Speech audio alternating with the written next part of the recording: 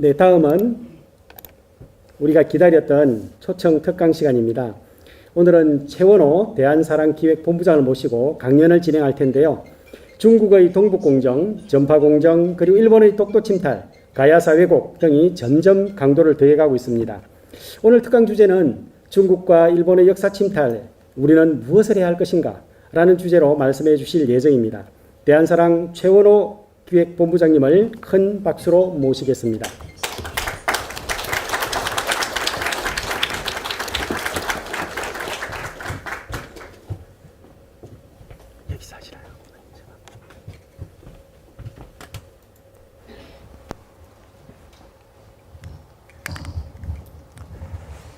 네, 반갑습니다. 방금 소개받은 대한사랑의 기획본부장으로 일하고 있는 최원호라고 합니다.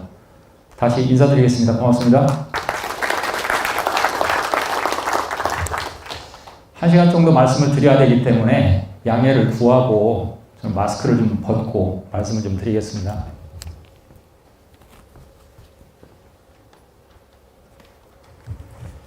예, 대전은 저한테도 참 제2의 고향과 같은 곳입니다. 제가 태어나기는 부산에서 태어났지만 실질적으로 초등학교 때부터 대학을 다닐 때까지 이곳 대전은 저의 고향으로 이야기해도 무방한 그런 곳입니다. 이곳에서 오늘 제가 이렇게 대전 지부에서 뜻깊은 자리를 만들어 주셔가지고 우리 역사문화의 현 주소에 대해서 말씀을 드리고, 그리고 앞으로 우리는 무엇을 해야 될 것인가에 대한 그런 얘기를 할 수 있게 된 데 대해서 감사를 드리고, 또 무엇보다 오늘 취임을 하신 서구, 중구, 그리고 대덕구, 유성구 지부장님들, 이분들 돈 한 푼 받지 않고 자기 생업이 있는 가운데 오히려 역사 강복을 위해서 봉사를 하겠다고 나서신 분들입니다. 그렇기 때문에 이 자리에 참석하신 우리 대전 시민 여러분, 그리고 지역에 원로되시는 우리 어르신들 모두 이렇게 앞으로 크게 응원을 좀 해주시고 많이 격려를 좀 해주시기를 먼저 당부 말씀을 드리겠습니다.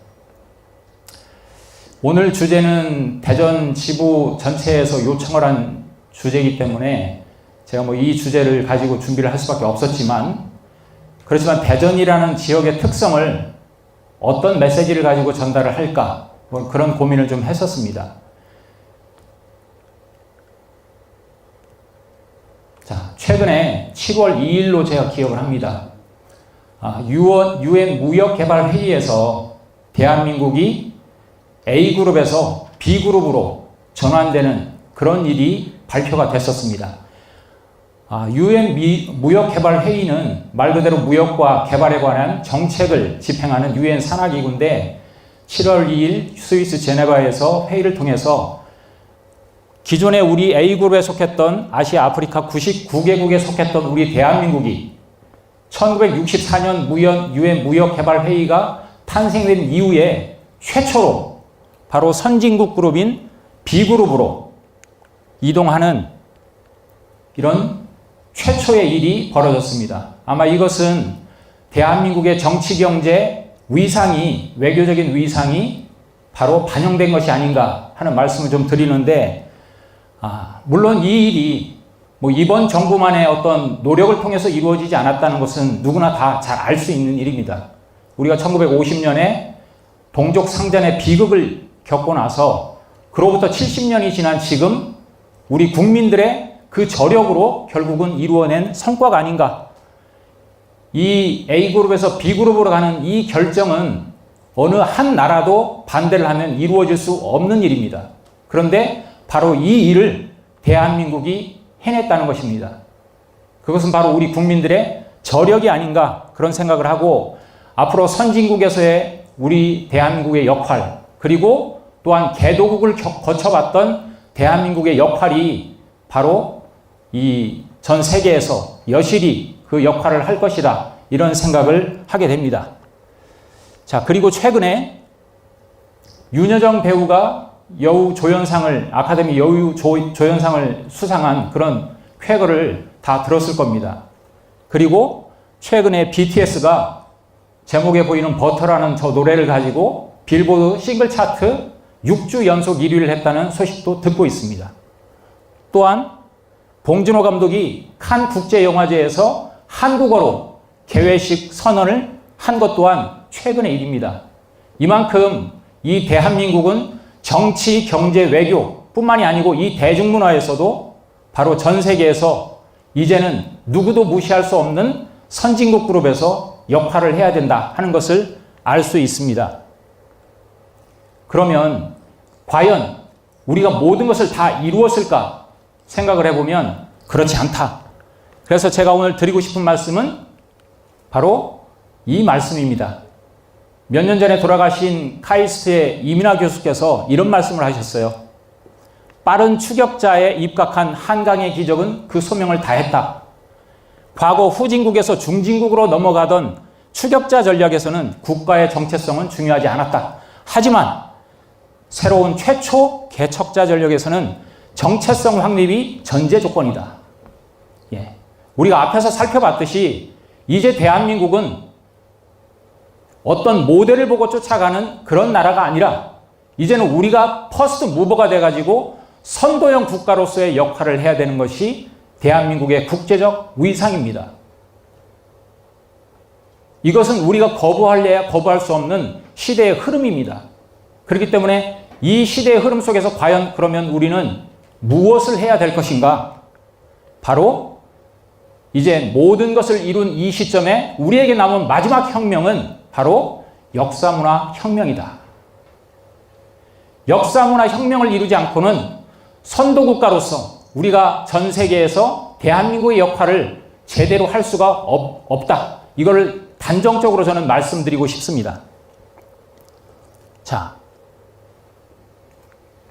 혹시 이 숫자를 아시는 분이 계실지 모르겠습니다. 1936년 2월 21일. 아시는 분이 계신가요? 자, 이 숫자는 혹시 기억하실 분이 계신지 모르겠습니다. 1986년 4월 18일. 바로 위에 1936년 2월 21일은 한평생 이 대전 출신으로서 한평생 구국 언론의 선봉장으로 그리고 독립운동가로 그리고 또한 우리 역사 정립을 위해서 몸을 바치신 신채호 선생이 저 차디찬 여순 감옥의 그 시멘트 바닥에서 아무도 지켜보지 않는 가운데 숨을 거두신 날입니다.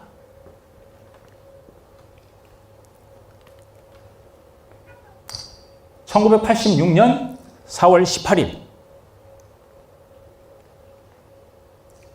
이날은 4월 16일입니다. 4월 16일 대시민을 대상으로 해서 마지막 역사 강좌를 하시고 쓰러지셔가지고 이틀 뒤 돌아가신 바로 이곳 대전에서 1963년부터 1976년까지 13년 동안 춥고 어두운 그 방에서 대한의 바른 국통맥을 전하기 위해서 한평생을 몸바치신 하남당 이유립 선생님이 돌아가신 날입니다.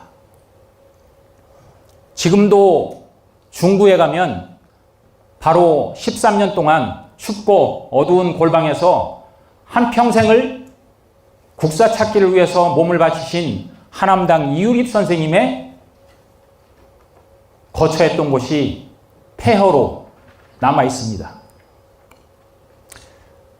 저도 가끔 시간 날 때 가서 그곳을 보면서 저희 대한사랑이 특히 이곳 대전지부가 앞으로 해야 할 일이라고도 생각을 합니다. 그 유적지가 그냥 폐허로 남지 않고 우리 역사 광복의 그런 성지로 만들어야 되는 것이 바로 이 대전지부의 앞으로 4개 지부에서 그리고 또 하나 동구에서도 생겨가지고 앞으로 이 대전 150만 시민이 해야 되는 후손으로서 해야 되는 역할이 아닌가 그런 생각을 해봅니다. 역사는 기억에서 시작된다고 합니다. 후손이 기억해주지 않는 역사는 없습니다. 그렇기 때문에 기억하지 않는 후손, 그것은 조상에 대한 기본적인 예의가 아니고 도리가 아니라고 생각을 합니다. 그리고 기억하는 자만이 추모를 할 수 있습니다. 그래서 앞으로 우리가 이 대전 지구에서 150만 시민이 모두가 역사 광복군이 되는 그날까지 쉼없이 우리는 달려가야 되리라고 생각을 합니다. 예전에 환단고기 고구려 본기에 보면 고주몽 성제의 국시였던 다무를 외치면서 고조선의 영광을 되찾고자 했던 조의선인들이 전쟁에 나가면서 외쳤던 노래 중에 하나가 다물 흥방지가입니다. 다물을 이루기 위해서, 다물을 이루어서 나라를 흥하게 하자. 그 뜻이 담겨 있는 노래가 다물 흥방지가인데 그 중에 첫 구절입니다. 선거자 위법하여 후래 위상이로다. 먼저 가신 님들은 우리의 삶의 모델이 되고 우리의 인생의 모델, 우리의 모든 삶의 모델, 전장에 나갈 때는 우리 조상들이 싸웠던 그 전투력, 그 모든 것들이 우리에게는 법이 되는 것입니다. 그렇기 때문에 우리의 앞서갔던 모든 선조들을 우리가 후세에 오는 사람들이 그분들을 떠받들어주고 상으로 모시지 않는다면 무슨 일을 이룰 수 있겠습니까? 그래서 이 후손이 선거자를 먼저 가신 님들을 그 법으로 모실 때 그럼으로써 우리는 불생불멸이다. 우리는 결코 죽지 않는다. 이 정신을 가지고 고구려의 조의선인들이 또 신라의 화랑들이 지금까지 우리의 역사 정신을 지켜오지 않았나 그런 생각을 해봅니다. 그런데 과연 지금 우리는 지금 이 시대에 이런 조상들의 위대한 웅혼을 얼마나 가슴속에 새기고 있을까? 우리나라 대한민국 헌법 3조에 보면 영토 조항이 나옵니다. 대한민국의 영토는 한반도와 그 부속도서로 정한다. 87년도 개헌 헌법입니다. 그렇지만 1948년 재헌 헌법에도 마찬가지의 똑같은 구절이 들어가 있습니다. 자랑스럽습니까? 그런데 안타깝게도 다른 나라 헌법을 살펴보면 중국은 영토 조항이 아예 없습니다. 다만 전문에만 타이완은 중화인민공화국의 신성한 영토 일부분이다. 이 구절만 들어가 있을 뿐이지 중국의 영토는 어디로 한정한다는 이런 구절이 없습니다. 일본 또한 마찬가지예요. 일본국 헌법을 보면 여기는 패전국가이기 때문에 2차 대전의 패전국가이기 때문에 아예 정상국가가 아니에요. 그렇기 때문에 이렇게 전쟁 포기, 전력, 교전권 부인이 명시가 되어 있습니다. 그런데 최근에 여당인 자민당이 추진하는 걸 보면 이런 구절로 추진하고자 합니다. 구조 3항에 소위 평화헌법, 구조 3항에 국가는 주권과 독립을 지키고자 국민과 협력해서 영토 영해 및 영공을 보존하고 그 자원을 확보해야 한다. 이 구절을 삽입해서 결국은 저걸 명분으로 전쟁 가능국을 향한 꼼수를 추진하고 있는 것이 일본입니다. 여하튼 지금 일본이 이렇게 개헌을 추진한다 하더라도 지금 영토 교정을 보면 영토, 영공, 영해라는 표현을 쓰지 일본이 홋카이도부터 저 오키나와 섬까지 거기를 일본의 영토로 한다는 명확한 규정이 없습니다. 그럼 왜 대한민국은 1948년에 헌법 제정을 할 때 대한민국은 한반도와 그 부속도서로 정한다고 우리 스스로 한반도로 가둬놨을까요? 언제부터 우리가 한반도라는 말을 일상용어로 쓰고 있습니까?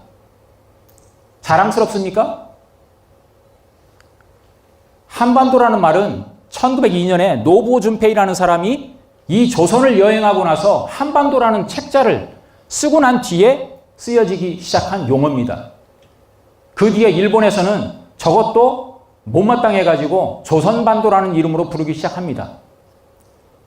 물론 우리 한이라는 말은 모든 좋은 의미를 다 담고 있죠. 우리의 민족 정신의 함축적인 말입니다. 하지만 문제는 반도라는 얘기죠. 그 반도라는 말은 어떤 의미로 썼을까요? 물론 지리적으로는 반도죠. 일본은 온전한 서민 전도고 중국은 대륙이고, 그러니까 반도라는 이름을 쓰는 이유는 뭐겠습니까? 바로 너희들은 대륙도 섬도 아닌 반도로서 너희들의 역사 정체성은 결국은 스스로 뭘 할 수 없는 민족이라는 그 굴레를 씌우기 위한 용어가 반도였던 겁니다. 그런데 우리는 지금 이거를 쓰고 있는 거죠. 최근에 문재인 대통령이 G7 초청국가로 참여한 뒤에 스페인을 방문했을 때 스페인에서 공개한 지도 중에 하나입니다. 1747년에 프랑스 지질학자인 당빌이라는 사람한테 청나라 시대에 가장 왕성했던 국가를 영위했던 강희제가 직접 지원을 하면서 측량을 해가지고 그 당시에 중국 지도를 만들 때 만들어진 조선 지도입니다. 이 지도가 나온 뒤에 문재인 대통령이 여기만 주목을 했죠. 울릉도와 독도. 그래서 신문에서도 이 부분만 기사화를 했습니다. 하지만 여러분, 이 지도를 잘 보시면 저 지금 압록강과 두만강 경계를 넘어서 가지고 국경선이 그어져 있는 것을 확인할 수 있습니다. 이만큼 1737년 18세기 초만 해도 조선의 영토는 결코 압록강과 두만강을 경계로 했던 적이 없었습니다. 우리는 한국사 교육 시간에 배울 때 세종대왕이 김종서와 육진을 개척하고 사군을 개척해가지고 결국은 압록강과 두만강 지역을 개척해가지고 비로소 한반도를 우리의 영토화를 완수를 했다. 이런 식으로 공부를 했을 겁니다. 하지만 결코 단 한 번도 압록강과 두만강을 국경으로 삼았던 적이 없다. 환단고기를 감수하신 해학 이기 선생께서 1903년에 쓴 글입니다. 시리아 방송대국을 논설을 썼던 장지연 선생이 정약용의 아방강역고를 번역해가지고 대한강역고라는 책을 냈다는 소식을 듣고 기쁜 마음에 쓴 글입니다. 거기에 보면 광무 7년 봄에 1903년입니다. 조정에서는 간도의 개간을 제의해서 관리관을 두고 그 주민들의 호적을 조사했다. 여러분, 1903년이면 우리나라의 대한제국의 국본이 희미해져 갈 때입니다. 그런데 그때도 간도를 우리의 역사 영토로 인식하고 그 지역의 호적을 조사를 했다는 얘기입니다. 과연 청나라가 아무리 이빨 빠진 호랑이라고 해도 저 시기에 간도가 우리의 역사 영토가 아니었다면 저런 행위를 할 수 있었을까요? 절대 할 수 없는 겁니다. 바로 1900년대 초까지만 해도 결코 압록강, 두만강을 우리의 국경선으로 삼은 적이 없었다. 그런데 왜 우리는 지금 한반도에 갇혀 살고 있을까? 일본의 초대 총독인 데라우치 마사테케가 조선 식민통치사 중에 쓴 글입니다. 조선인들은 유구한 역사적 자부심과 문화에 대한 긍지가 높아 통치하기가 어려웠다. 그래서 대일본 제국의 식민을 만드는 방법으로 바로 역사를 각색해서 피해의식을 심는 거다. 이런 통치 전략을 가지고 시작한 나라가 일본 제국주의입니다. 여러분, 일본에 혹시 가보신 분들은 이 이야기를 아시는 분이 계시는지 모르겠어요. 모모타라우 전설이라는 거. 일본의 가장 대중적인 이야기입니다. 지금도 이 모모타로우라는 것은 일본의 다양한 브랜드화가 돼가지고 일본 현대 문화 속에서도 청바지,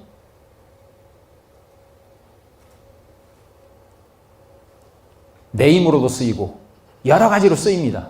택배차 이름으로도 쓰이고요. 저 모모타로우라는 건 뭐냐면 옛날에 한 할머니와 할아버지가 자식 없이 살고 있었는데 하루는 할아버지가 나무하러 가고 할머니가 시내가에 빨래하러 갔는데 복숭아 하나가 떠내려와서 그걸 집어가지고 집에 가가지고 먹으려고 딱 자르는 순간 그게 사내 아이가 태어났다는 거예요. 그래서 모모타로우입니다. 복숭아 맏아들. 복숭아 속에서 태어난 맏아들이라는 뜻이 모모타로우입니다. 그런데 이 모모타로우가 크면서 아주 용맹해가지고 크니까 나중에 할머니 할아버지한테 이제 어느 정도 커가지고 할머니 할아버지 아버지 어머니 저한테 일본 제1의 수수경단을 만들어주세요. 그럼 제가 도깨비 섬에 가가지고 도깨비들을 퇴치하고 오겠습니다. 말리죠. 네가 어떻게 혼자. 그런데 고집을 부려서 갑니다. 그래서 그 아버지 어머니 연세 드신 아버지 어머니가 이마에다가 일본 제1의 모모타로우라는 띠를 붙여주고 깃발을 만들어주고 칼을 채워주고 해서 보냅니다. 그래서 가는 길에 개를 만나고 꿩을 만나고 원숭이를 만나서 그들이 모모타로우를 쫓아가지고 도깨비 섬에 가가지고 도깨비를 퇴치하고 결국은 그들이 가지고 있는 모든 금은보화를 뺏어가지고 집으로 돌아와서 잘 먹고 잘 살았다는 얘기예요. 예. 제가 왜 이 말씀을 드리냐? 바로 이 모모타로우 전설의 그 배경에 어떤 이야기들이 깔려있냐면 일본인들의 정신문화가 어디에 바탕을 두고 있는지가 나옵니다. 바로 일본 제1의 수수경단, 일본 제1의 모모타로우라 이런 표현 속에서 바로 아주 자기 문화 중심의 국수주의적인 생각이 깔려있고 또 평화롭게 잘 살고 있는 도깨비섬에 갑자기 찾아가가지고 그들을 무찌르고 그들이 가지고 있는 거 모든 걸 뺏어가지고 가지고 와가지고 잘 먹고 잘 살았다는 얘기는 바로 이렇게 궁극주의적인 그런 침략 본성, 이것을 가지고 있는 것을 은연중에 드러내고 있는 그 이야기라는 뜻입니다. 그런데 1911년에 10년에 강제로 이 조선을 먹고 나서 초등학교 아이들 창가에 이거를 일본 그 당시에 문부성에서 이거를 동요로 만들어가지고 부르게 합니다. 모모타로우님, 모모타로우님, 허리에 찬 수수경단 한 개를 나에게 주세요. 주겠어요? 주겠어요. 지금부터 도깨비 정벌에 따라간다면 주겠어요. 바로 도깨비 정벌은 뭘 뜻하겠습니까? 그 당시 일본 제국주의가 가지고 있던 다른 나라를 침략해서 그들의 야욕을 만족시키기 위한 그 정신이 도깨비 정벌이라는 여기에 다 담겨 있는 겁니다. 바로 이거를 아무것도 모르는 아이들에게 이거를 노래를 부르게 하면서 따라 부르게 했다는 것 자체가 이들의 침략 근성이 얼마나 대단한지를 알 수 있습니다. 그래서 이들이 1916년에 조선 반도사 편찬위원회를 만들면서 1925년에 일왕의 특명으로 조선사 편쇠를 만들어가지고 우리 역사를 본격적으로 왜곡을 하게 되는 겁니다. 그래서 3대 총독으로 왔던 사이토 마코토가 이러한 초대 총독의 그런 어떤 시책을 그대로 똑같이 따라하면서 결국은 우리의 역사의 모든 것을 왜곡하기 시작하는데, 이거는 뭐 그 당시 조선 총독부가 들어서기 이전부터도 일본에서는 1894년, 1897년 우리나라에 남아있는 유일무이한 뭐 그런 몇 가지 사서 그것도 부정하기 시작하는 거죠. 삼국유사에 나오는 단궁사적은 한국 불교의 설화에 근거한 가공의 선담이다. 날조된 신하고 승도의 망설이다. 이런 식으로 하면서 이 가치를 훼손을 합니다.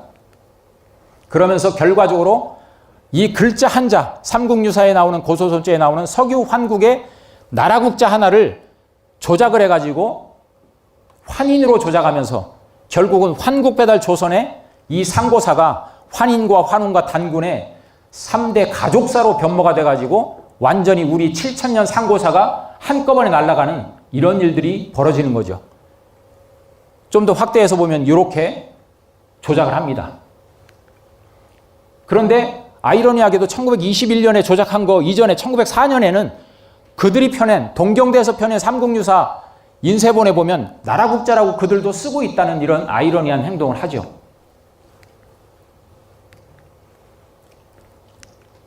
그래서 이때 조선사 편수의 찬수관으로 참여했던 우리나라 국사학의 아버지라고 하는 이병도 씨가 1986년에 돌아가시기 전에 그 친구인 최태영 박사로부터 죽기 전에 양심 고백을 해라 해서 쓴 책이 조선 상고사 입문입니다. 한국 상고사 입문. 여기에서 이런 얘기를 하죠. 고기에는 환국이라고 되어 있던 것, 삼국유사에서 인용했던 고기에는 원래 환국이라고 되어 있던 것을 불교가 신라에 들어온 이후에는 환인이라고 또는 환국이라고 쓴 게 두 가지가 있었는데 일본 학자들이 국을 인자로 바꿔서 개작했다. 그래서 결국은 환국이 환인의 역사, 어떤 가공의 신화의 역사로 변화가 되었다는 것을 알 수 있습니다. 그런데 이러한 어떤 망설을 하면서 1920년 이제 조선인들한테도 역사를 교육시켜야 되겠다는 정책이 나오면서 3.1운동 이후에 그때 임시적으로 만든 교과서에 보면 그 교과서가 심상수학 국사인데 그 심상수학 국사의 교수 지침서를 보면 그들이 어떤 생각을 가지고 우리 역사를 왜곡했는지가 드러납니다. 자, 보십시오. 원문의 위쪽에 번역문을 보면 본과에서 조선 반도의 연역은 북부와 남부가 크게 다르다. 북부는 예로부터 중국에 온 사람들이 통치했으며 따라서 중국의 속국 또는 영토였다는 사실. 남부는 곧 조선인의 조상인 한족의 거주지로서 이 지방은 일찍부터 일본과 밀접한 관계가 있었다는 걸 가르쳐야 된다. 이렇게 가르쳤습니다. 그래서 나온 것이 바로 이 지도입니다. 여러분 보고 계신 이 지도는 옛날 지도가 아닙니다. 현재 우리나라 중고등학교 역사 지리부도에 나오는 지도를 제가 스캔해가지고 자료로 만든 겁니다. 지금 현재 아이들이 배우는 지도입니다. 자, 보십시오. 왼쪽에 있는 거는 중학교 지도, 오른쪽에 있는 건 고등학교 지도인데, 고등학교에서 가르치는 지도인데, 자, 이 지도는 뭐냐면 고조선 건국과 문화 범위라는 지도입니다. 그런데 자, 아까 우리 의장님께서 동검을 하나 가지고 나오셨는데 고조선의 대표 유물이 바로 비파형 동검과 탁자식 고인돌입니다. 탁자식 고인돌. 그리고 최근에는 저쪽 미송리식 토기, 저런 모양의 토기를 얘기를 하죠. 그래서 저게 고조선의 대표적인 표지 유물인데 쭉 분포 범위를 보면 한반도 남부 끝에서부터 저 요령성, 만주 지역까지, 그리고 이쪽에는 지금 안 나오지만 산동반도에서도 몇 개가 나옵니다. 그렇기 때문에 그게 고조선의 대표 유물이기 때문에 그걸 가지고 지도를 그렸는데 이상하게 만주 일부와 지금 북한 지역까지만 고조선의 문화 분포 범위 지도로 그려놓고 있어요. 한반도 남부는 저 지도상으로 보면 고조선과 연관이 없는 나라입니다. 그런데 유물이 없습니까? 여기도 보십시오. 중학교에는 탁자식 고인돌을 표시해 놓지만 고등학교에는 또 빼놔요. 이런 것들이 과연 학생들에게, 역사를 공부할 학생들에게 어떤 의식을 심어줄 것인가? 우리는 저런 지도를 보면서도 그냥 그러려니 하고 넘어갑니다. 모르기 때문에. 그런데 저는 최근에 왜 아직까지도 이 광복 76주년을 맞이하는 이 대한민국 역사학계에서, 국사학계에서 아이들 교과서에 고조선의 문화분포범위 지도, 그것도 명칭도 문화분포범위 지도예요. 고조선의 강역도 아니고. 하면서 저런 식으로 왜곡을 시켜놓을까? 우리 대한민국 사람들은 고조선 단군의 후예가 아닙니까? 맞잖아요. 최근에 우리나라에서 발표된 논문들을 쭉 조사를 해보면 이 고조선, 이게 요거는 국사 교과서에 나오는 거예요. 이 지도도 똑같죠? 위쪽은 황토색으로 칠해놓고 밑에는 좀 다른 색으로 칠해놓잖아요. 자, 고조선의 중심지가 모든 논문들 대부분이 대동강유역 평양으로 적고 있습니다. 그리고 시기를 보면 고조선의 시기가 BC 2333년을 얘기하는 사람도 있지만 대부분 BC 10세기에서 15세기로 얘기하고 있어요. 교과서에서는 아이들을 저렇게 가르칩니다. 근데 우리는 단군의 자손이고 BC 2333년에 우리 단군께서, 초대 단군께서 고조선을 건국했기 때문에 올해가 단기 4354년이다 얘기를 하지만 실질적으로 내용이 없어요. 저 얘기는 결국은 청동기가 발굴이 됐을 때 나라가 세워질 수 있다는 희한한 논리 때문에 저런 설을 아직도 가르치고 있다. 그래서 이병도로부터 오늘날의 송호정 교수까지 우리나라 국사학계의 주류 메인스트림을 이루는 사람들의 논문을 분석해보면 저렇게 가르치고 있다. 결국은 일본에서 가르친 것 자체가 아무런 변화 없이 오늘날 우리 손에 의해서 똑같이 가르쳐지고 있다는 거죠. 그래서 일본이 1925년에 만든 조선사 편수에서 펴낸 게 바로 조선사 35건인데 분석을 해보면 우리나라 상고사는 8%밖에 없습니다. 고려시대와 조선시대가 답니다. 그러니까 우리는 상고의 역사라는 게 별로 믿을 게 없다는 뜻입니다. 그런데 바로 저 조선사 35건을 제가 지금 다니고 있는 인하대학교 고조선 연구소에서 몇 년간 번역을 해가지고 발표를 하려고 하니까 발표를 못하게 해요. 발표할 것 같으면 연구비 받은 거 토해내라는 뜻이에요. 왜? 조선사 35건을 해방 76년 동안 번역한 적이 없어요. 제대로. 근데 그 번역을 완역을 해가지고 내려고 하니까 내놓으면 강단사학의 모든 치부가 드러나는 거예요. 조선사를 보면 시작이 신라 시조로부터 시작합니다. 고구려도 아니고. 이런 식의 논리는 무엇 때문에 그랬을까? 저는 여기에 있다고 봅니다. 이 그림이 뭐냐면 일본의 14대 왕이었던 중해천왕이 지금으로 치면 큐슈, 구주 지역을 정벌하러 갔다가 죽습니다. 그리고 나서 그 부인이었던 이 신공여왕이라는 사람이 섭정을 하게 돼요. 그래서 이 신공여왕이 섭정을 해가지고 바로 신라를 정벌했다는 그림입니다. 신라를 정벌했는데 싸우지도 않은 고구려 백제왕이 와서 무릎을 꿇었다는 거예요. 그래서 이 앞에 머리를 조아리고 있는 게 고구려 백제 신라의 왕들입니다. 그런데 그때 당시에 백제의 왕이 누구냐면 근초고왕입니다.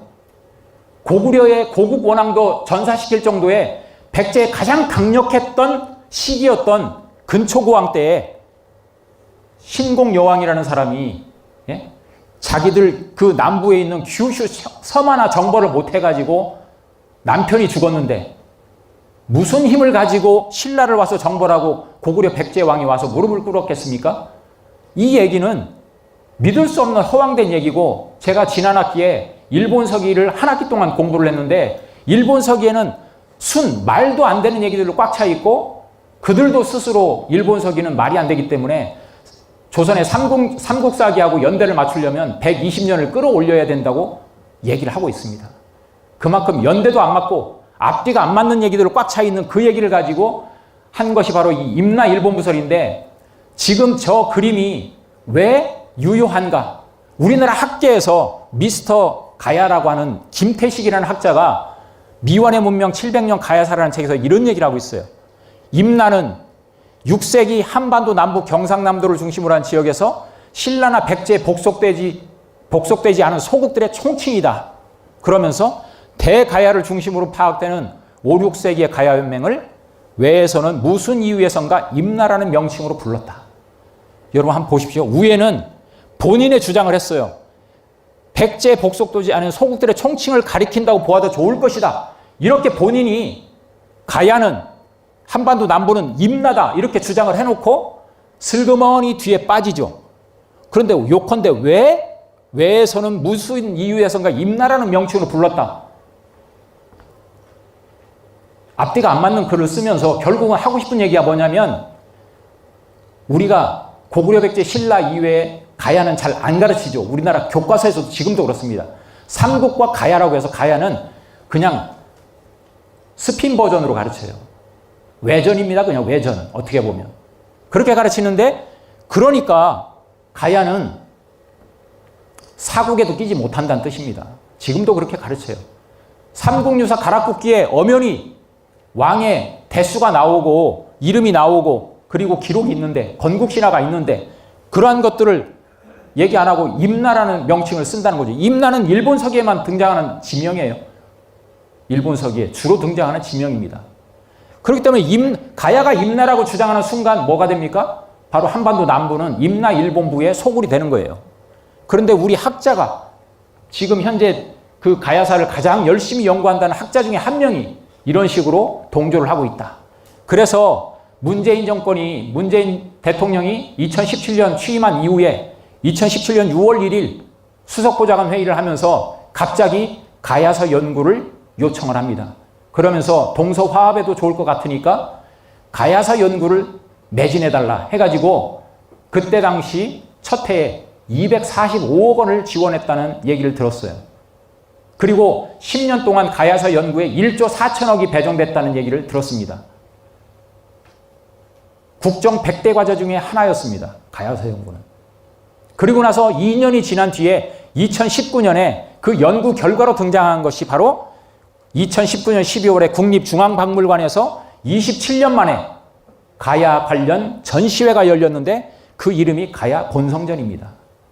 거기에서 이 지도를 한번 보십시오. 왼편의 지도를. 지금 경상남도, 전라남북도 지역을 쭉 보면 이 뭐라고 이름을 붙였냐면, 자, 아라국, 저 위에 가락국, 다라국, 여기 빨간색으로 동그라미 친 데 보십시오. 기문, 대사, 사타, 상다리 이름을 갖다 붙여놨는데 저거는 우리나라 삼국유사, 삼국사기에는 등장하지 않는 지명입니다. 일본 서기에만 등장하는 지명이에요. 그런데 일본 서기에 등장하는 지명을 한반도 남부에 갖다 비정을 해놓은 겁니다. 250억 원을 먹고 연구한 결과예요. 국민 세금. 그래서 이걸 가지고 따지니까 부산에 가가지고는 슬그머니 기문, 대사, 사타, 상다리를 뺐어요. 그런데 가라, 다라는 그대로 쓰고 있습니다. 저것도 마찬가지로 일본 서기에만 등장하는 지역입니다. 삼국유사에 등장하는 가야는 대가야, 금관가야, 아라가야, 비화가야, 성산가야 이런 육가야 이름이 우리 명칭이 고유한 명칭이 따로 있습니다. 그런데 왜 일본 서기에 등장하는 지명을 갖다가 한반도 남부에 비정을 했을까요? 자, 그래서 따졌더니 슬그머니 뺐는데 요 그림은 뭐냐면 지금 국립중앙박물관에 가상 지도에 등장하는 지명입니다. 현재. 자, 보십시오. 그대로 다 있습니다. 가라국, 다라국, 비사벌국, 아라국, 가락국, 고자국, 기문, 대사 다 있죠? 그리고 나서 우리 삼국유사에 등장하는 지명을 가로를 치고 붙여놨어요. 대가야, 비화가야, 예? 아라가야, 금관가야. 대체 이 대한민국이 광복 76주년을 맞이하고 있는데 주권이 과연 어디에 있는지 묻지 않을 수 없는 현실이죠. 우리나라 역사학계는 일본 정부를 일본 세금 받고 연구하나요? 국민 세금 가지고 연구하는 사람들이 내놓은 결과물이 이렇게 지금 버젓이 2021년에 행해지고 있다.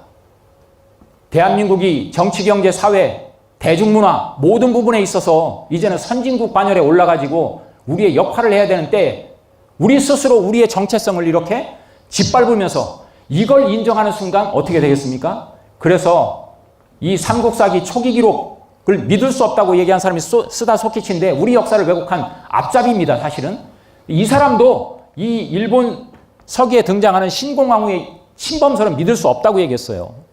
신공왕후의 신라 침공설은 대단히 광신적이다. 역사 기사에 신라와 전쟁한 내용은 없고 전투도 하지 않은 고구려 백제왕이 항복을 해왔다는 얘기는 믿을 수 없는 얘기인데 결국 후세에서 지어낸 얘기다.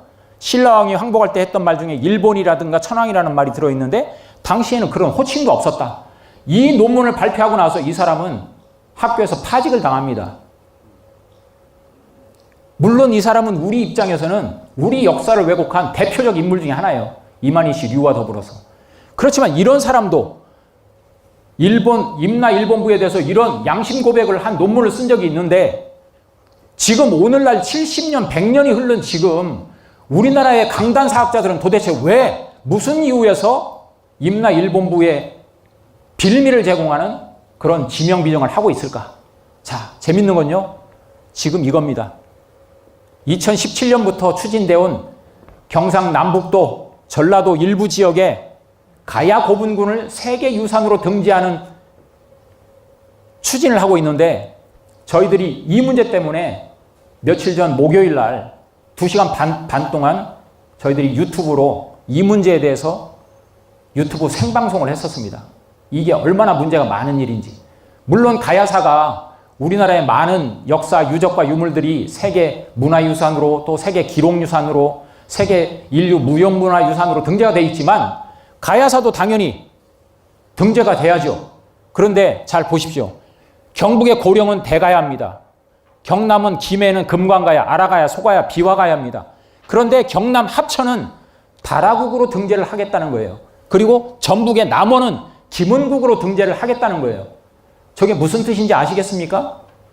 다라국과 김은국이라는 것은 일본 서기에 등장하는 지명이에요. 그럼 결국 저 김은국, 다라국, 남원은 김은국이 있었고 합천은 다라국이 있었다 해서 저걸 세계유산으로 등재하는 순간 일본의 임나 일본부 부활은 자명한 사실이 되는 겁니다. 우리가 인정하는 꼴이 되는 거예요. 그런데 언제 남원, 합천에 김은국, 다라국이 있었냐? 없었다는 거예요. 자, 일본 교과서 분석해 볼까요? 우리 일본 지부에 이보순 학술위원한테 제가 자료를 제공받았는데 현재 일본 교과서에 보면 여전히 이들은 교과서에 이런 것들이 살아 있습니다. 일본 서기에는 임나, 조선 측의 호칭은 가라, 가야 총칭되는데 이 지역은 백제와 함께 일본 열도의 사람들과 깊은 교류가 있었다. 자, 광개토도양 비문을 가지고 얘기하면서 왜가 391년 바다를 건너 백제를 공격한 것을 알 수 있지 하고 이 남자친구가 얘기하죠. 예? 왜가 391년에 바다를 건너서 백제를 공격했다는 거예요. 자, 백제는 야마토 조정에 도움을 요청했다. 그래서 왜의 군세가 바다를 건너서 백제 신라를 신민으로 삼았다. 예? 404년 조선반도로부터 병사를 물렸다. 고구려한테 져가지고. 다 이런 얘기입니다. 자, 교과서 지도를 한번 볼까요? 5세기 무렵에 동아시아 지도 보세요. 고구려, 백제, 신라 그리고 저 한반도 남부를 뭐라고 해놨습니까? 임나, 가라 이렇게 적어놨죠. 지금 일본의 중학교, 고등학교 교과서 8종 모두에 임나 문제는 그대로 살아있습니다. 자, 이 지도는 로마 제국과 일본의 고분 시대라는 지도인데 이 왼편에는 로마가 이 지중해를 중심으로 해서 영유했다고 그려놓고 자, 저쪽 외가 고분 시대를 맞이하고 있을 때 한반도가 어떤지 보십시오. 우리가 잘 아는 위나라, 총나라, 오나라 한나라 말기에 이 삼국시대 때 조조가 자리를 하고 있었던 위나라가 한반도 전체를 일부 반을 차지하고 있는 걸로 지도를 그려놓고 있습니다. 저런 식으로 일본 아이들에게 교과서 속에서 가르치고 있다는 거죠.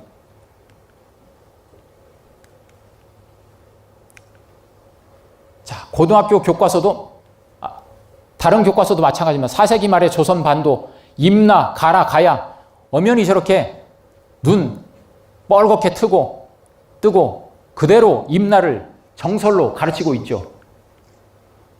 철을 구하기 위해 조선 반도 남부와 교류를 했던 우리나라는 백제로부터 요청도 있고 해서 조선에 출병했다. 군사를 보냈다는 거죠. 5세기 초도 마찬가지입니다. 우리나라는 임나에 대한 영향력을 갖게 되었다. 자, 일본 고등학교 교과서도 마찬가지입니다. 야마토 정권은 조선 반도에 침입해서 고구려와도 싸웠다. 그때 야마토 정권은 그때도 소국 분립 상태가 계속되고 있던 변환의 땅에 영향을 미쳤다. 그 땅은 가라라고 불렀다. 그러면서 이 가라에 대해서 주석을 어떻게 붙였냐면 이렇게 붙여놨습니다. 가라, 가야라고도 한다. 또 일본 서기에는 임나라고도 되어 있다. 결국은 임나, 가라, 가야 등식화를 시켜놔가지고 가야가 바로 임나 지역이라고 가르치고 있는 겁니다. 한반도 남부에 임나가 있었다는 것을 가르치고 있는 거예요. 고등학교 지도에 이런 식으로 또 가르칩니다. 자, 지금 진나라 당시의 지도, 한반도에 낭랑이 전체를 차지하고 있는 것으로 왜곡된 지도를 현재 2019년도 일본 고등학교 교과서 지리부도에서 가르치고 있습니다. 전체 일본의 교과서를 보면 독도, 위안부, 강제징용, 가해 역사 이 모든 것도 다 부정하죠. 자, 일본의 심각성은 뭐 정리를 해봤고 중국 또한 마찬가지죠. 동북공정을 우리가 알고 있지만 하상주 단대공정을 통해서 우리나라 고조선 시기에 해당하는 하나라, 상나라, 주나라의 역사를 실제 역사로 만들어냈고 탐험공정을 통해서 그 이전에 수인시, 복희시, 그 다음에 염제신농을 역사적 인물로 만들고 그 이후에 오제라고 흔히 일컬어지는 황제헌원과 제국고신, 전국고양, 그 다음에 요와 순까지도 역사의 인물로 만든 게 탐험공정입니다. 그리고 나서 지금 하고 있는 게 선정공정이에요. 공정이라는 것은 어느 한 부분에서만 할 수 없기 때문에 모든 부분이 종합되어야 된다는 뜻입니다. 그러니까 이것은 어떤 중국의 역사학자들만의 문제가 아니고 중국 정권 차원에서 이루어지는 일이라는 걸 알 수 있어요. 그리고 나서 이들이 한 일 중에 하나가 바로 동북 고대 민족 역사 편년 총서라고 해서 제목을 보시면 부여, 고구려, 백제, 발해, 거란의 역사책을 중국의 역사학계에서 편년 총서를 만들어냈습니다. 이거는 조선총독부에서 그 당시에 엄청난 돈을 투입을 해가지고 조선사 35권을 편찬한 거하고 똑같은 일을 지금은 중국이 우리나라의 역사를 그들이 편찬을 해주고 있는 실정이라는 거죠. 그러면 이게 뭐 우리 좋으라고 만들어 주겠습니까? 결국은 중국의 논리를 반영하기 위한 거죠. 그래서 나온 게 이 하나의 지도입니다. 지도를 보면 중국의 만리장성의 지도를 한 장으로 표시한 건데 지금 한반도 평양까지 진나라와 연나라와 진나라 시대에 한반도 평양까지 만리장성이 진입을 했었다는 기록을 보이고 있는 지도입니다. 언제 연나라, 진나라, 전국시대의 연나라, 그 연나라가 언제 한반도까지 들어왔을까요? 결국 저 얘기는 위만이 저 평양에, 북한의 평양에 바로 위만 정권을 수립했다는 그 논리, 일본이 만든 그 논리를 그대로 만리장성으로 치환해서 보여주고 있는 것이다. 또 진시황이 언제 저기까지 들어왔을까요? 자, 이게 동아일보에 그때 당시 2012년에 발표됐던 지도인데 원래 만리장성은 자욕관에서 산해관까지라고 누구나 상식적으로 알고 있는 겁니다. 명나라 시대 때 완성이 된 만리장성 지도예요. 그런데 저 산해관에서 보조성이라는 박작성이 있는 고구려성이라고 일컬어지는 박작성이 있는 지역까지 침투해 들어와 가지고 저기가 중국의 성이었다 해가지고 그려가지고 지금은 저기에서부터 또 저 발해성까지도 연결해가지고 흑룡강까지도 만리장성이다 이렇게 주장하는 형편입니다. 그래서 지금 단동에 가면 신의주 건너편에 있는 단동에 가면 이렇게 박작상성을 중국식 이름 호산장성이라고 이름을 붙여가지고 뭐라고 써놨습니까? 만리장성 동단기점이라고 써놨습니다. 만리장성이 여기서부터 시작됐다는 거예요. 가면 한글로도 친절하게 써놨습니다. 그런데 이 박작성 발굴 당시의 모습을 보면 여기 진안시기 호산장성 유지라고 이름을 붙여놓고 거기에 고정신주라는 이름을 써놨습니다. 이게 뭐냐면 박작성이 발굴된 지역에서 한 4km 정도 떨어진 곳에 우물이 발견이 됐어요. 그래서 옛 우물이라고 해서 고정이라고 이름을 붙이고 그 우물 안에서 통나무 배가 발견이 됐습니다. 그래서 아주 신비로운 배다 해가지고 고정신주라는 이름을 붙였는데 원래 이 중국 성에는 산성 안에 걔들은 산성도 없지만 산성 안에 우물을 만들지 않아요. 고구려 성만의 특징입니다. 그리고 그 우물을 쌓은 걸 보면 견치석이라고 해가지고 하나하나 이렇게 안쪽으로 들어가게 해요. 아주 틈실하게 쌓기 위해서. 그런 특징을 보이기 때문에 이건 누가 봐도 고구려 성이다 하는 걸 알 수 있는데 이거를 진안시기, 진나라 한나라 시기의 장성이다 해가지고 이렇게 이름을 붙여놨습니다. 그래서 저 이름을 갖다가 중국의 유인 우주선인 이름을 신주라고 붙였죠. 신비로운 배다. 저건 중국 최초의 유인 우주선입니다.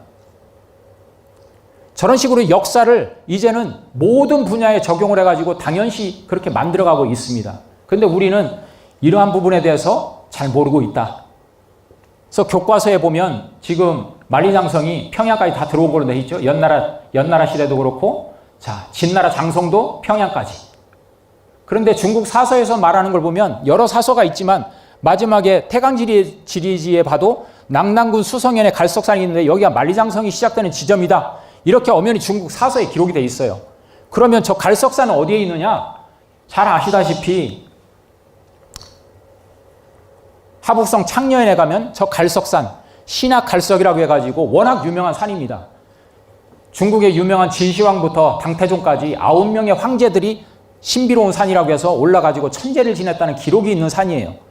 저런 산이 만리장성의 동단기점이라고 되어 있지만 저런 기록을 무시하고 박작상성까지, 그러니까 그대로 일본에서 갔다가 똑같이 만들죠. 일본에서 나온 만리장성 지도도 어디까지 들어와 있습니까? 평양까지 들어와 있습니다. 그러니까 중국과 일본은 쌍끌이 전략으로 이 중간에 이 한반도를 놓고 서로 뭉개고 있죠. 중국에 아까 얘기했던 우리나라 저 경기도까지 다 들어와 있는 지도 보이시죠? 이거는 일제 강점기 시절에 이나바 이와기치라는 사람이 쓴 이 논문으로부터 시작이 되는데 이 논문을 읽어보면 말이 안 돼요. 뭐 강을 끊고 청천강, 대동강을 끊고 만리장성을 쌓았다는 논문인데 이 논문을 그대로 해방 이후에 이병도 선생이 그대로 갖다가 써가지고 나도 황해도 수안에 비정하고 싶다 해가지고 이렇게 우리 스스로가 빌미를 제공을 하고 있는 겁니다. 한암당 이유립 선생께서 아까 말씀드린 대로 1986년 돌아가신 날이 4월 18일인데 돌아가시기 이틀 전에 마지막 역사 강좌를 하셨습니다. 대배달 민족사를 펴낸 고려가라는 그 출판사에 있는 사무실에서 그때 질의 답변을 받는 과정에 이런 얘기를 합니다. 질문을 해요. 그 참석한 분이 발해 멸망 후 여진과 청나라를 우리의 역사에 포함시켜야 됩니까? 하니까 당연히 우리 손으로 다시 써야 된다 하면서 이런 얘기를 합니다. 이게 1986년에 하신 말씀이에요. 정확하게 표현하기는 어렵지만 진화, 중국과 일본이 주장하는 역사를 세밀하게 분석하여 결론을 내린다면 고구려의 역사는 우리의 역사가 아닌 것으로 되어 있는 실정이다. 이미 30년 전에 하신 얘기예요. 좀 더 성실한 역사의 연구 없이 이대로 한 시대가 지나고 만다면 한 세기 후에는 분명 우리의 고구려 역사는 일본이나 진화의 역사에 편입이 되어 있을 것이다. 저는 이번 강의를 준비하면서 이 구절을 보면서 35년 전에 한암당 이유립 선생께서는 이미 한 세대가 지난 지금의 이 시점을 훤히 보고 계신 게 아닌가. 지금 현재 중국은 동북공정을 통해서 고조선과 고구려, 발해, 대진국의 역사를 자기들의 역사로 다 편입시켜 놨어요.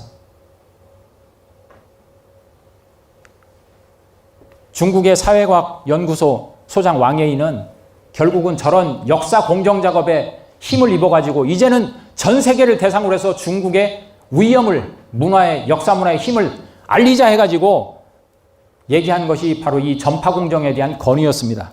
2015년 3월 전인대에서.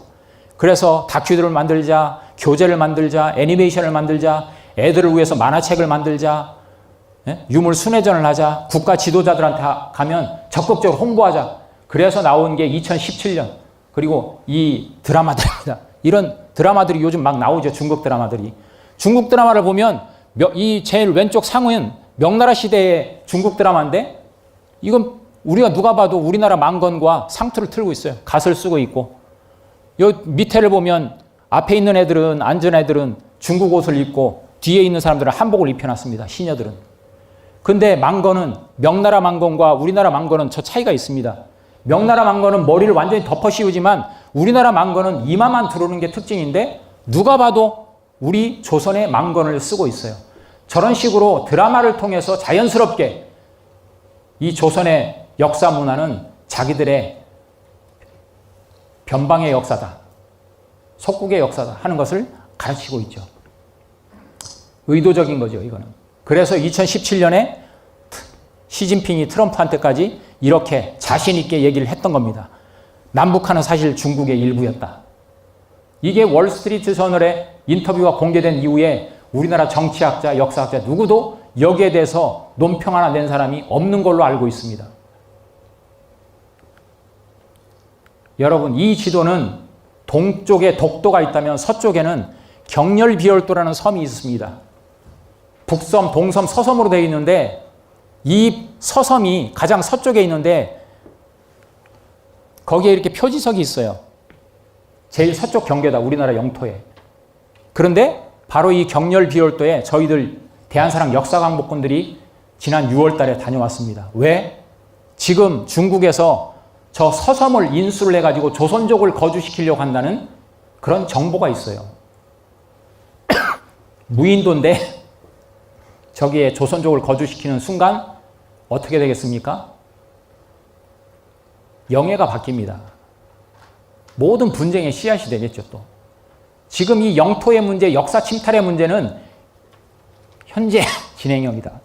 그래서 결국은 중국과 일본은 북쪽은 중국 식민지, 남쪽은 일본 식민지라는 것을 심어놓고 너희들의 타율성론을 가르치기 위한 것들이 바로 중국과 일본의 역사 침탈의 목적이다. 그럼 우리는 어떻게 하고 있나요? 중고등학교 선생님을 길러내는 한국교원대의 역사교육학과 송호정 교수께서 2018년에 공영방송에 나와서 고조선을 건국한 단군은 신화의 인물이라고 공공연하게 공개 강연을 했습니다. 나라에서 세금으로 운영하는 중고등학교 선생님을 길러내는 교원대의 교수가 이런 식으로 공개 강연을 하고 다닙니다. 그래서 그랬는지 서울대로 영전을 냈습니다. 다음 분을 한번 볼게요. 그 학계가 어떤 학계 2분만 한번 보십시오. 들릴 수 있을 것 같아요. 소위 우리가 말하는 주류사학계, 또 전도 광범위하게 식민사관이 이루어져 왔다는 주류사학계 이런 지적이 나올 것 같은데 지금 시간이 없어서 그러는데요. 이 동북아 지도 역사지도 편찬과 관련해서 2011년 7월에 한국 고대 역사지리 7차 토론회가 열렸죠. 네, 교수님 계셨나요? 예, 있었습니다. 그때 이런 회의록에 이런 기록이 있습니다. 고조선, 중국 군영, 부여, 음무, 옥저, 동해의 역사지리에 관한 회의였죠. 네, 그렇습니다. 거기서 동아시아 문화 지도를 제시해서 고조선의 특별성을 약화시키자. 이건 무슨 뜻입니까? 네, 말씀드리겠습니다. 그 회의에서 저는 고조선이 동아시아 전체의 문화 속에서 객관적으로 보편적으로 파악되어야 된다는 취지의 말씀을 드렸습니다. 고조선과 따로 떼어서 고조선만 보는 것이 아니라 저희 지도가 동북아 역사 지도입니다. 동아시아 전체 속에서 고조선의 위치가 위상이 평가돼야지 그것이 객관적이다. 그리고 고조선의 위상이 높아질 수 있다. 그런 기도의 말씀을 드렸습니다. 그런 설명으로 분명히 하셨습니까? 아니면 지금 제가 질문을 드리니까 지금 말씀하신 거 아닙니다. 특조에 따라서는 아까 우리 민족의 1분만 더 민족의 자긍심을 유지하면서 지금 역사 연구를 하고 계신다고 했는데 특조에 따라서는 지금 배치되는 그 의도성이 보여지는 것 같아요. 아닙니다. 그럼 분명히 제가 양식껏 말씀드리고 아마 그때 선의가 정리하는 과정에 좀 기준의 말씀, 그런 취지로서 말씀을 드렸습니다. 이런 말씀을 해놓고 나서 이런 지금 이거는 동북아 역사재단에서 우리나라 동북아 역사 지도집을 만드는 과정에서 독도를 빼먹고 또 조조의 위나라가 경기도까지 영역을 차지했다는 그것을 우리 스스로 인정하는 지도를 그리는 것이 문제가 돼가지고 47억 원이 들어간 그 프로젝트가 결국은 제동이 걸렸었습니다. 그걸 하는 청문회인데 고조선의 특별성을 약화시키자. 이분은 누구냐면 서울 교육대의 교수님입니다. 역사교육과 교수님입니다. 서울 교육대는 초등학교 선생님을 길러내는 학교입니다. 초등학교 선생님을 길러내는 학교의 역사교육과 교수님이 저런 식으로 고조선이 특별해 보이면 안 되니까 어떻게 고조선을 좀 특별성을 약화시켜 볼까? 그런 의도를 가지고 했던 발언이 추궁을 당하니까 말을 얼버무리는 모습이죠. 결국은 아직도 동북아 역사 지도집은 아직도 현재 진행형입니다. 춘천 중도 여러분 다 아십니까? 춘천 중도에서 고조선 시절에 저 유적과 유물이 쏟아져 나왔지만 저거를 다 경제성이라는 논리를 가지고 다 덮어버리고 잡석 처리를 해가지고 저렇게 처리를 하면서 레고랜드를 짓겠다고 합니다. 도대체 영국은 스톤헨지 하나 가지고 한 해에만도 엄청난 관광객을 불러 모으고 있는데 고조선 시기 청동기 시절에 그 엄청난 역사 주거지와 또 무덤군이 떼거지로 발굴된 이 지역을 레고랜드 경제성을 가지고 이렇게 처리하는 것이 오늘의 역사 인식이다. 우즈베키스탄에 가면 아프로시아 박물관에 고구려 사신의 벽화가 저렇게 엄연히 그려져 있습니다.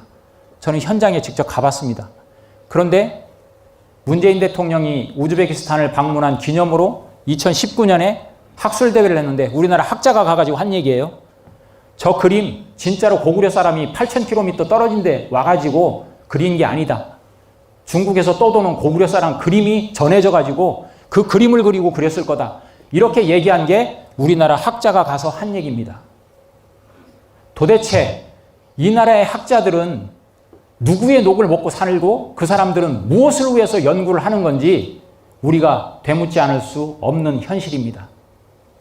고구려뿐만이 아니고 고려 조선시대 국경도 아까 말씀드렸듯이 단 한 번도 우리는 압록강, 두만강을 경계로 했던 적이 없습니다. 저희 인하대 고조선 연구소에서 많은 분들이 연구를 한 결과 고려시대의 국경도 저 공엄진으로부터 천령을 거쳐서 발해만으로 빠지는 이게 고려시대의 국경이었다는 게 지금 거의 정설입니다. 그렇지만 지금 강단사학께서는 이 부분에 대해서 절대 토론에 응하지 않고 있습니다. 조선시대 국경도 마찬가지예요. 그런데 우리는 여전히 교과서에서 천리장성을 통해서 저렇게 고려시대에는 국경이 저렇게 있었다 하는 것을 가르치고 있죠. 전혀 새로운 연구를 반영하지 않고 있습니다. 신채호 선생께서는 이런 얘기를 했죠. 내가 보건대 조선사는 내란이나 외구의 병화에서보다도 조선사를 저작하던 그 사람들의 손에서 더 많이 없어지고 파괴되어 버린 것 같다. 조선 상고사에서 쓰시고 있는 말씀입니다. 1936년 2월 21일 그 차가운 여순 감옥에서 57년의 생을 마감하시면서 평생을 26년 동안 해외를 떠돌면서 우리의 독립을 꿈꿨고 우리의 조선 역사의 바른 정립을 위해서 몸바쳤던 분이 일갈하신 얘기입니다. 그런데 왜 이 얘기가 지금 오늘날 지금 이 현재에도 오늘날 우리에게 전해지는 그런 무게감은 있을까요? 삼국유사만 보더라도 남아있는 삼국유사만 제대로 보더라도 우리는 우리의 역사에 제대로 된 맥을 알 수 있다. 보면 분명히 2000년 전에 이 위서가 쓰여진 때를 기준으로 해서 2000년 전이면 지금으로서 4000년 전이에요. 단군왕검이 계셨고 도읍이 아사달이었고 나라 이름을 조선이라고 지었고 요임금하고 동시대라는 것을 이렇게 나라 이름, 도읍지, 개국 연도까지 정확하게 나오는데 왜 이걸 인정을 안 합니까? 고기라는 책을 이용해서 석유 환국, 옛적에 환국이 있었다. 건국이념인 홍익 인간이 분명히 등장하고 천부인 세계를 받아가지고 신시의 도읍을 건설하고 환웅천왕이 나라를 열었다. 여러분 최강식 교수는요. 이 구절을 보고 이거는 단군조선의 건국 이야기보다 오히려 환웅천왕의 신시 건국 이야기라는 얘기를 했어요. 환웅천왕에 대한 얘기가 더 많이 등장합니다. 글자 수가. 근데 우리는 단군조선도 지금 인정을 안 하잖아요. 제대로.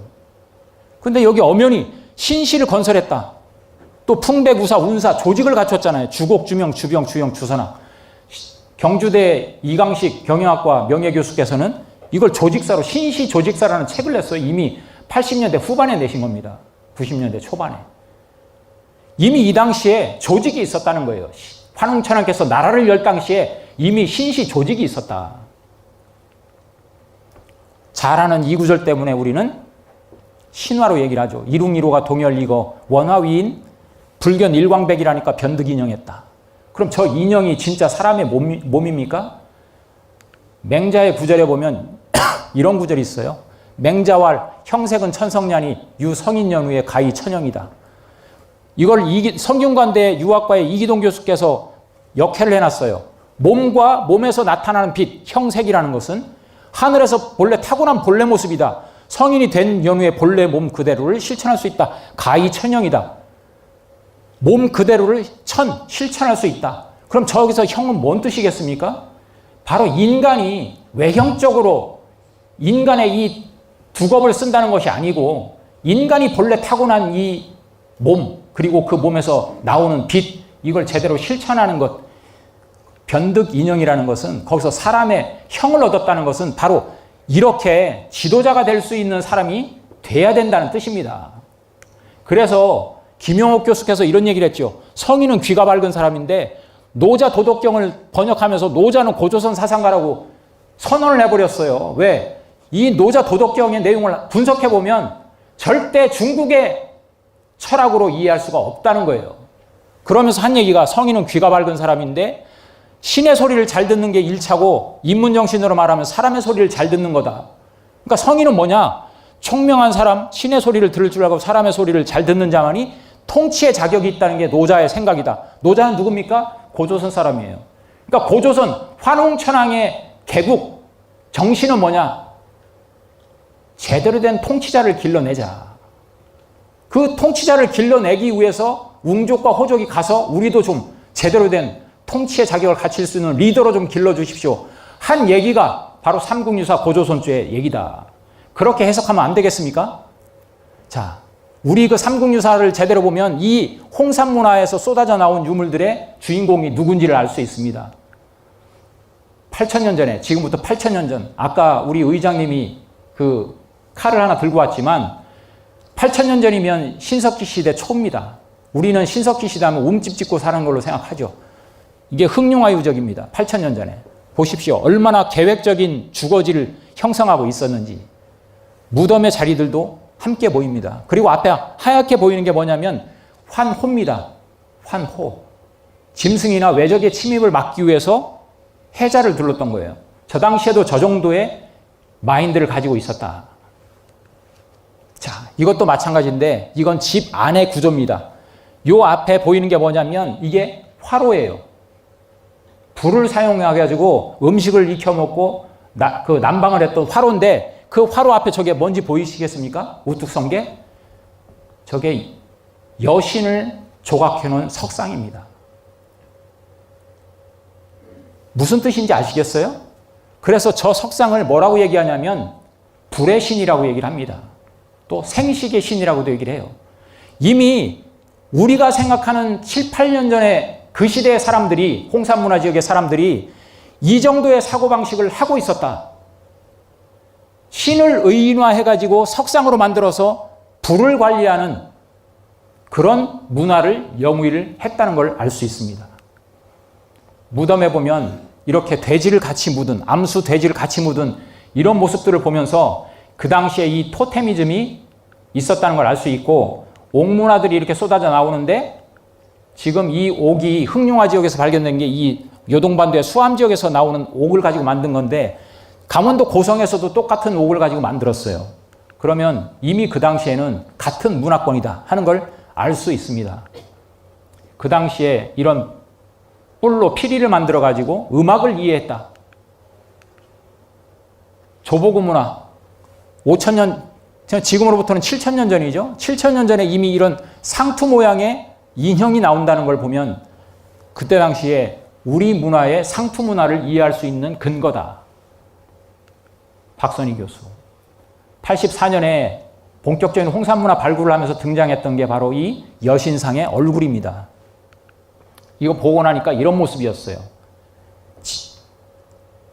뭔가 앉아있는 자세가 평범한 자세는 아니잖아요.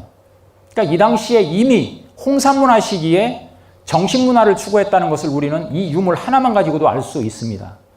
이걸 보고 나는 과정인데 저 여신묘 발굴하다 보니까 뭐가 나왔냐?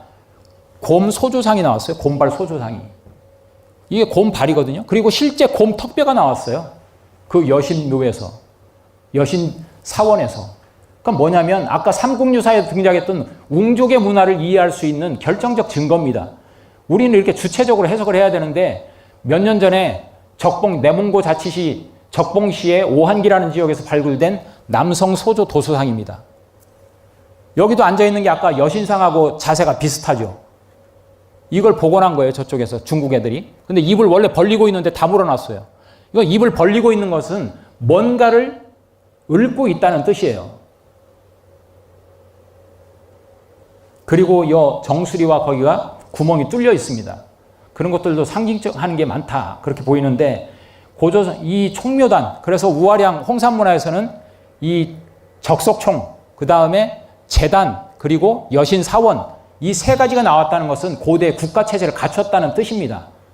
그런데 우리는 고조선도 10세기, 12세기에 만들어졌다고 얘기하고 있는 거죠.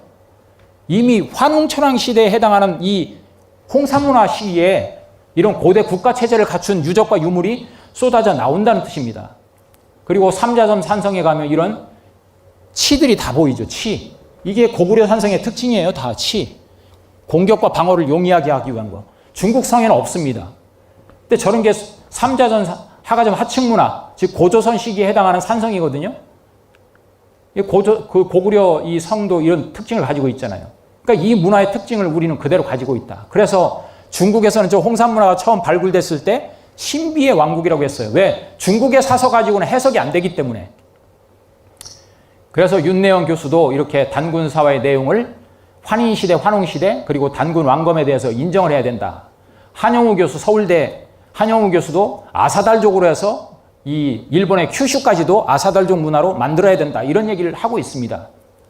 근데 이걸 이해하기 위해서는 이 단재호 신채호 선생께서 우리나라 최초의 역사서라고 했던 신지비사를 이해를 해야 되는데, 여기에 보면 조광선수지, 삼신혁세림, 환인이 나오고 환인 출상선, 환인께서 처음으로 도를 내셨고 그 다음에 제신의견웅, 환웅을 그래서 보내서 승조시 개천, 처음으로 나라를 열었다고 돼 있죠. 환인의 뜻을 받들어 가지고 세 번째 줄.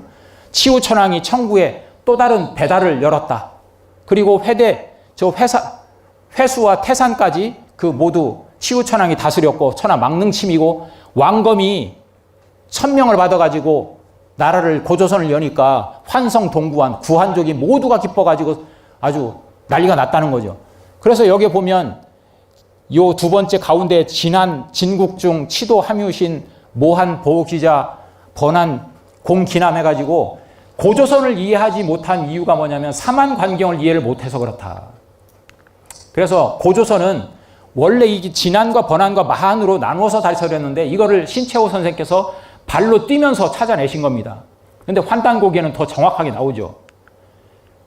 그래서 진한의 대단군께서 번한과 마한의 부단군을 두고 이렇게 사만관경제로 통치를 했는데, 이 사만관경제가 이 저울대, 저울추, 저울 그릇과 같이 균형을 이룰 때 나라가 태평한다 하는 이 정신을 가지고 나라를 다스렸는데, 태백일사에 보면 이 셋 가운데 하나라도 없으면 저울이 물건을 달 수 없듯이 나라가 백성을 보호할 수 없다 해서 진한이 가장 먼저 문을 닫으면서 결국은 고조선이 2096년에 막을 내리게 된 겁니다.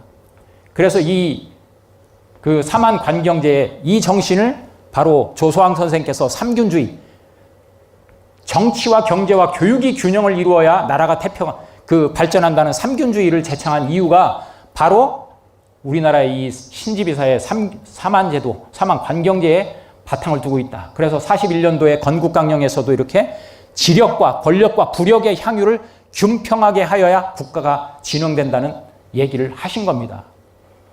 기자조선도 그래서 결국은 실제가 없고요.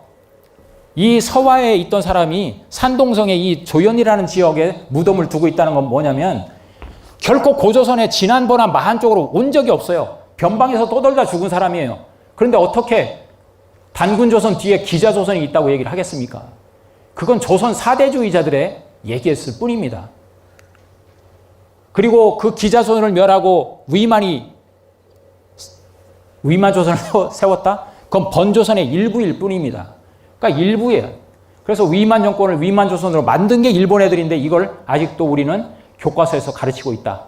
그래서 모든 것이 이 평양이 그 중심에 들어와 있고, 이런 자료들을 보면 결국은 진안도 이렇게 사망조 시대가 있어가지고 영위가 됐는데 1908년 이루어졌다. 이거는 삼국유사 기록하고 아주 정확하게 일치를 합니다. 환단고기 단군세기 내용이. 그래서 결국은 단군조선, 기자조선, 위만조선, 그 다음에 한사군으로 이어지는 이 한국사의 맥은 잘못됐고, 이게 바로 우리의 정확한 맥입니다. 환국배달 조선, 북부여 고구려로 이어지는 이 맥이 우리의 국통맥이다. 그래서 이걸 환단고기에서 정확하게 밝히고 있고, 환단고기는 결코 이동 교수도 환단고기를 읽어나가다 처음에는 편견을 가졌는데 충격받았다. 삼국사기에 등장하는 고구려 세손 계보도가 이해가 안 돼요. 이걸 환단고기만 이해를 할 수 있습니다. 13세로 되어 있는데 광개토대왕 비문에는 마지막에 보시면 환지 17세손으로 되어 있어요. 주몽으로부터. 그럼 어떻게 삼국사기 내용하고 안 맞아요. 근데 그거를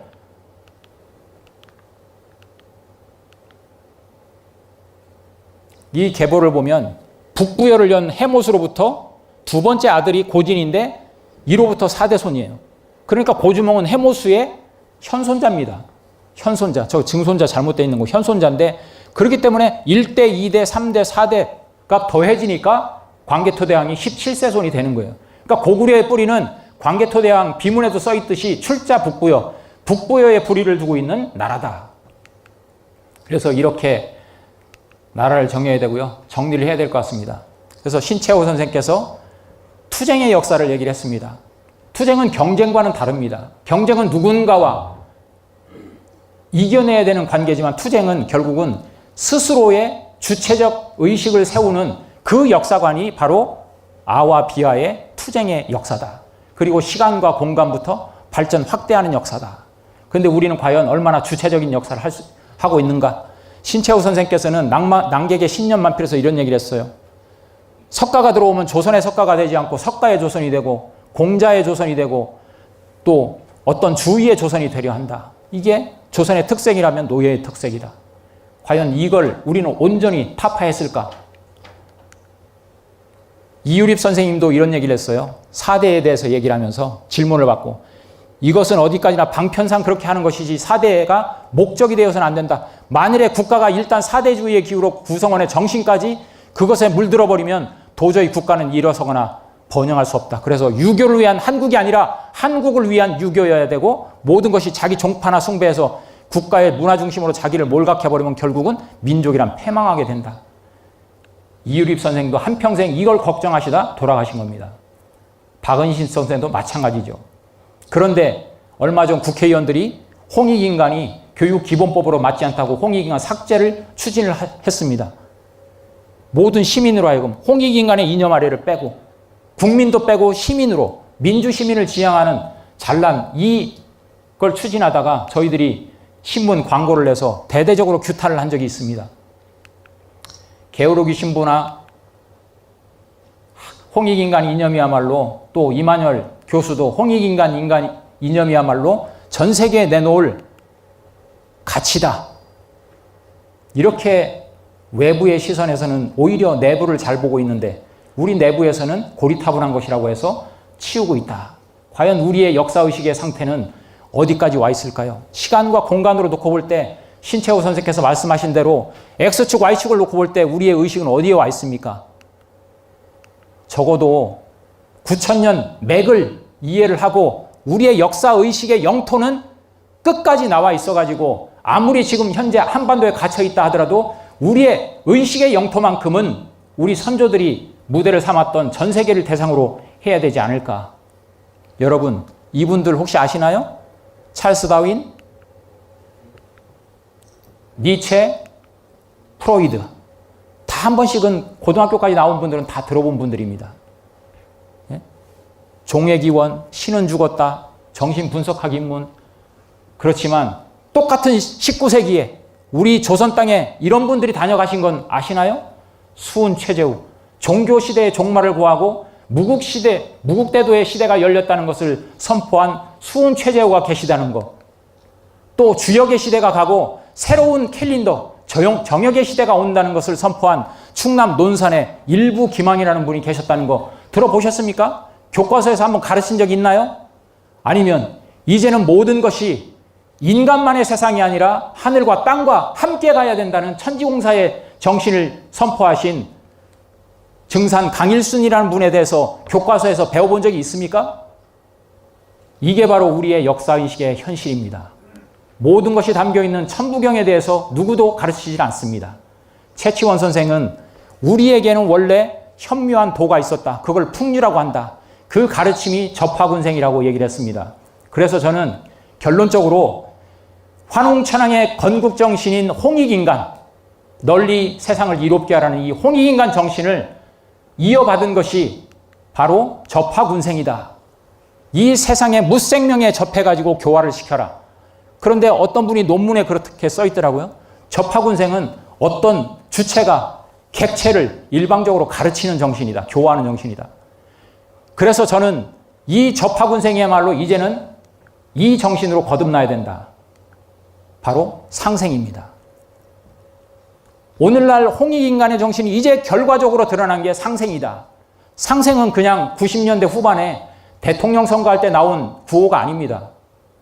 그냥 너도 잘 되고 나도 잘 되고가 아니라 상생은 어떤 의미가 있습니까? 상생의 상, 저기에 먼저 방점을 찍어야 됩니다. 서로 상자.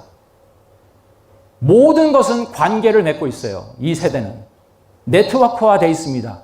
상대를 부정하는 순간 현대 문명은 몰락을 하게 돼 있어요. 그 정신이 상생에 들어있는 거예요. 서로를 인정해야 됩니다. 인간은 천지 자연을 인정해야 되고 국가와 국가, 민족과 민족, 인종과 인종, 남자, 여자 모든 관계는 서로를 인정하는 순간 거기에서부터 시작이 된다. 그리고 어떤 방향으로 가야 됩니까? 생입니다. 살림의 정신으로 가야 되는 거죠. 그래서 서로 살림의 정신으로 갈 때 앞으로 모든 문화가, 인류 문화가 새로운 질서로 들어갈 수 있다는 거죠. 그게 바로 코로나19가 오늘날 21세기 인류에게 던지는 78억 인류에게 던지는 메시지다. 저는 결론적으로 한반도에 갇힌 이 역사가 과연 뭘까 고민을 해봤습니다. 그런데 우리 역사는 축소의 역사가 아니라 저는 응축의 역사라고 말씀드리고 싶어요. 왜? 이제는 마지막으로 뛰어오를 그 때를 기다리면서 저 만주벌판에서 이 한반도로 들어왔고 한반도도 그것도 남북으로 분단되어 있는 지금 이 상황. 이거를 바로 증산 강일순이라는 분은 그분의 말씀과 행적이 기록된 도전에 보면 핵심적으로 만국활계 남조선이라는 얘기를 하고 있습니다. 1만 나라의 살 법방이 남쪽 조선에 있다. 물론 저 남조선이라는 것이 물리적으로 한반도 북부와 남부를 가를 때 남쪽 조선을 얘기하기도 합니다. 그렇지만 김지하 선생은 남조선 사상을 외치고 다니면서 이런 얘기를 했어요. 불행으로 점철된 역사, 외세 침입으로 점철된 역사, 봉건적 탄압과 가렴죽으로 점철된 역사를 가진 민중의 피비린내 나는 죽음과 고통의 역사를 가진 한의 역사를 가진 남한 남조선 땅에서 우주와 전 중생계의 해방을 현실적으로 가기시킬 거대한 사상, 거대한 운동이 나타날 것이라는 말씀이다. 저 만국활계 남조선이야말로 김지하 선생이 풀이하고 있는 이 얘기에 저는 부합하는 얘기라고 생각합니다. 그래서 고통받는 남은 조선 사람, 이것저것 믿는 사람 빼고 남은 조선 사람들 괄시받고 소외받고 뿌리 뽑히고 저주받으며 수탈당하는 남은 조선 사람, 절대 다수의 한국 민중 속으로부터 온다는 남조선 사상. 이것이 바로 우리가 한반도로 우겨 들어온 역사의 섭리가 아닌가. 저는 그렇게 해석을 하고 싶어요. 그리고 그 이념이 바로 저는 상생으로 드러난 것이라고 생각을 합니다. 며칠 전에 국학을 해야 된다고 인터뷰를 했어요. 중국의 대국굴기 저런 역사 패권주의를 가진 나라한테 인류의 미래를 맡길 수는 없습니다. 일본에 이런 경제적 이유를 가지고 얄팍한 원전 오염수를 방류하겠다는 이런 남 생각은 전혀 하지 않는 이런 사람들에게 인류의 미래를 맡길 수 없습니다. 결국은 김구 선생께서 얘기했듯이 정치, 경제, 군사력이 높은 나라가 아니라 문화의 힘이 높은 나라가 되기를 꿈꿨고 그 문화의 힘은 홍익인간의 정신이 바로 그것이다. 한 이 말씀대로 우리는 앞에서 봤듯이 이제는 대중문화가 전 세계에 굽이치고 있지만 본래 우리의 민족 정신이었던 건국이념이었던 홍익인간 정신을 이 세상에 드러내가지고 전 인류의 이념과 가치를 제공하는 나라가 되어야 되겠다. 그래서 우리는 살이를 하지만 어떤 살이를 해야 되냐? 모든 것을 살려내는 살림살이를 하는 그런 나라가 되어야 되겠다. 그런 말씀을 드리면서 우리 대한사랑이 결국은 중국과 일본의 역사 문화 왜곡에 단순히 대응하는 그걸 넘어서 가지고 이제는 진정 대한사랑이 통일 대한민국을 바라보면서 그리고 78억 인류가 서로를 인정하고 다양성 속에서도 하나의 통일적인 어떤 가치를 추구하는 그 세계를 꿈꾸는 그런 비전을 제시하는 대한사랑으로 가고 있다는 말씀을 드리면서 마지막으로 이유립 선생께서 마지막 질문에 이런 답변을 했더라고요. 국사찾기 운동에 적극 참여하고자 하는 저희들에게 말씀 한마디 해주십시오. 이 시시비비를 가리는 엄정한 중립자이면서 양식 있는 판단자가 필요하다. 과연 오늘날의 학자들이 이런 자세를 가지고 연구를 하고 있는지 국사 찾기의 문제는 애국심을 고취시키는 문제고, 그리고 모든 문제는 힘이 있어야 하며, 이 국사 찾기는 문제도 곧 힘을 기르는 문제인 것이다. 그리고 본인은 여러분들 하나하나의 힘을 합쳐 이 꿈은 달성되리라고 확신하는 바이다. 오늘날 30년이 지난 이 시점에 이유립 선생께서 저 춥고 어두운 방에서 평생을 역사 연구하신 그 결과를 이 자리에 앉아있는 대한사랑 역사 광복군들에게 하시는 말씀이고, 또 아직 문제의 심각성을 모르는 모든 국민들에게 던지는 마지막 메시지가 아닌가. 이 마지막 메시지를 던지고 뇌일혈로 쓰러지셔가지고 결국은 이틀 뒤에 숨을 거두신 분입니다. 그런 역사적 임무를 13년간이나 함께 했던 곳이 바로 이 대전입니다. 그리고 투쟁의 역사를, 주체적인 역사를 외쳤던 단재 신채호 선생의 얼이 서려 있는 곳이 대전입니다. 여러분들 깨어나고 공부하고 참여해야 됩니다. 그래서 저는 이 세 개를 요즘 외치고 다닙니다. 앞 글자만 따서 깨공참이라고. 자, 한번 따라해 주십시오. 깨공참. 예, 해 주십시오. 고맙습니다. 역사 광복을 위한 친구가 되어 주십시오.